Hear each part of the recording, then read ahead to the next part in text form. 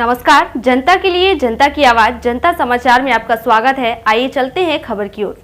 अपने ही दो बच्चों को बंदूक की नोक पर अपहरण करने के मामले में जबलपुर पुलिस ने उत्तर प्रदेश के हाथरस निवासी नायब सूबेदार और उसके दो साथियों को गिरफ्तार करने के बाद पूछताछ के लिए रिमांड पर लिया था। पुलिस को आरोपी के पास से पिस्टल नहीं मिली है, लिहाजा साक्ष्य छिपाने की पुलिस ने धाराएं बढ़ाते हुए कोर्ट में पेश करने के बाद जेल भेज दिया। पुलिस रिमांड के दौरान आरोपियों से अपहरण करने में उपयोग की गई बंदूक की पतासाजी करने की कोशिश की जा रही है, पर अभी तक नहीं मिली। बच्चों को अपहरण करने में पिता सतपाल सहित 5 लोग शामिल थे, जिसमें पुलिस ने 3 को गिरफ्तार कर लिया है, जबकि एक की मौत हो गई तो वहीं एक फरार बताया जा रहा है। जबलपुर पुलिस ने 5 दिनों की कड़ी मेहनत के बाद उत्तर प्रदेश पुलिस की मदद से निकिता और अनिकेत का बंदूक की नोक पर अपहरण करने के आरोप में नायब सूबेदार सतपाल, उसके साथी विपिन और लवकेश को मथुरा से गिरफ्तार किया और दोनों बच्चों को सकुशल जबलपुर लेकर आए।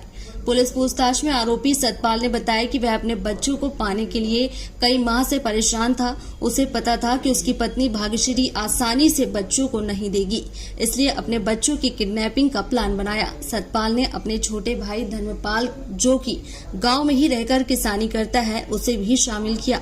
इसके बाद हाथरस में ही रहने वाले ट्रैवल संचालक प्रशांत से झूठ बोलकर उसे और विपिन लवकेश को जबलपुर लाया। 11 जुलाई को जबलपुर आने के बाद पांचों शहर की एक होटल में रुके और 12 जुलाई को बिलहरी के आसपास घूमे। 13 जुलाई को सभी लोग बरगी गए और फिर उसी दिन रात को अनिकेत और निकिता को घर के बाहर से उठा ले गए। पुलिस की प्रारंभिक पूछताछ में सतपाल, विपिन और लवकेश ने बताया कि अपहरण में उपयोग की गई पिस्तौल उन्होंने जबलपुर से करीब 100 किलोमीटर दूर जंगल में फेंकी थी। रात होने के कारण यह नहीं पता है कि स्थान कौन सा था।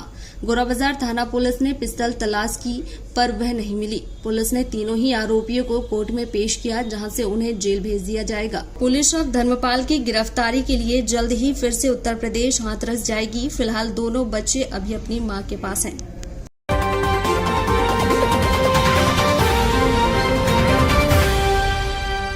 आज जबलपुर नगर निगम के अतिक्रमण दस्ते ने नेपियर टाउन स्थित एक दुकान को अवैध बताते हुए धराशायी कर दिया।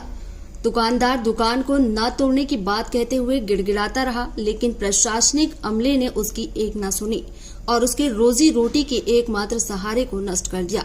दुकान संचालक का कहना है कि वह धारताल में रहता है और इस क्षेत्र में विगत 15 वर्षों से दुकान संचालित कर रहा है।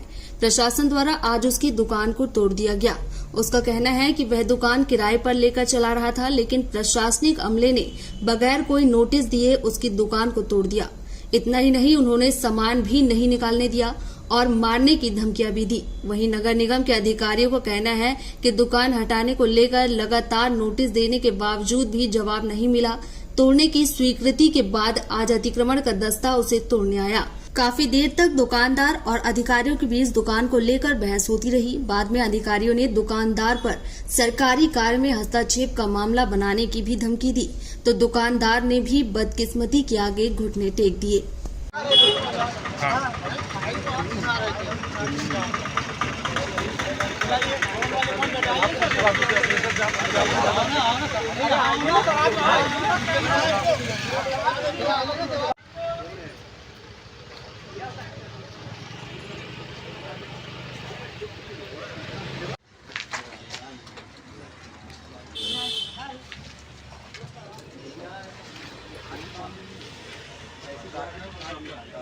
हम दे देंगे।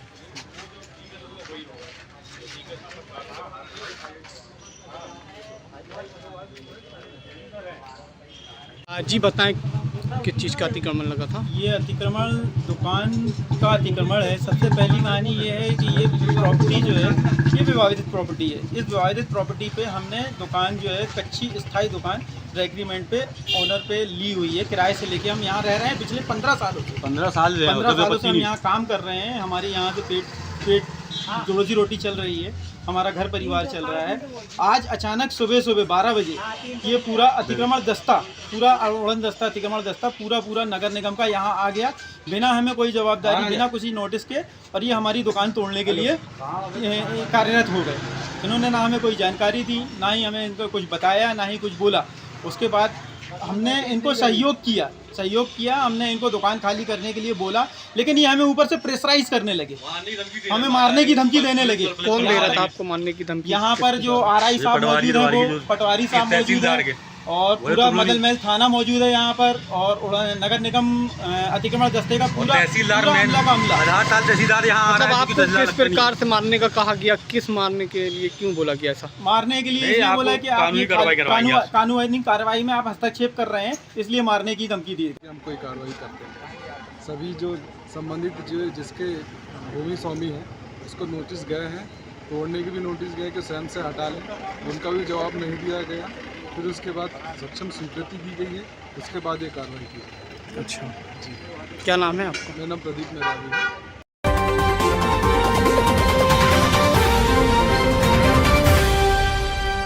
जैन संत की हत्या से आक्रोशित जैन समाज।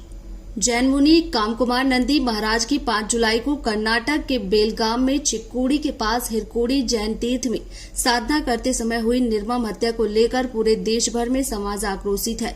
इसके विरोध में सकल जैन समाज ने आज गुरुवार को जबलपुर में जुलूस निकालकर अपनी पीड़ा व्यक्त की। वहीं जैन समाज ने आज अपने व्यापारिक प्रतिष्ठान भी दोपहर तक बंद रखे। सकल जैन समाज की रैली सुबह 10:30 बजे बड़े फुहारे से प्रारंभ हुई। रैली में शामिल बच्चे, महिलाएं और बुजुर्ग विरोध स्वरूप हाथों में तख्तियां लेकर करमचंद चौक होते हुए मालवीय चौक पहुंचे। यहां पूर्व निर्धारित कार्यक्रम के तहत जिला प्रशासन के प्रतिनिधि को राष्ट्रपति एवं कर्नाटक के मुख्यमंत्री के नाम ज्ञापन सौंपा गया। समाज के प्रतिनिधियों एवं वरिष्ठ अधिकारियों का कहना है कि यह सांकेतिक प्रदर्शन भारत बंद को समर्थन एवं कर्नाटक में महाराज की हत्या के विरोध में आरोपियों को कड़ी से कड़ी सजा दिलाने के लिए किया जा रहा है, ताकि भविष्य में ऐसी घटना दोबारा न घटे। संतों पर हमले से समाज काफी आहत है। रैली में बड़ी संख्या में जैन समाज की महिलाएं एवं बुजुर्ग सहित अन्य प्रतिनिधि शामिल थे।